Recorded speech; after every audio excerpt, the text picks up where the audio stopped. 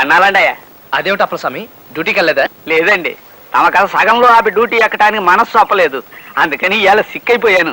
కథ చాలా బాగుంది. చెప్పండి అయ్యా, తర్వాత ఏమైంది? లావణ్యని అనుక్షణం చూస్తూ ఉండాలనే బలమైన కోరికను అంచుకోలేక రోజు తన వెంట బాడీ గార్డ్లా ఇంటి దాకా వెళ్ళేవాడిని. ఓ రోజు నా దృష్టి లావణ్య ఇంటి సెంటర్లో ఉండే పోలీసు మీద పడింది. ఇల్లెక్కడ? ఎందుకు? పనుంది. పని అంటే ఇదా? అయ్య బాబాయ్, కొంప మునిగిపోద్దండి బాబు. నా డ్రెస్ మీరు వేసుకున్న నా ట్రాఫిక్ డ్యూటీ మీరు చేస్తారా? అవ్వా, ఇది ఎక్కడ ఉందా? అది కాదండి, నాకు అర్జెంట్ అవసరం ఉంది.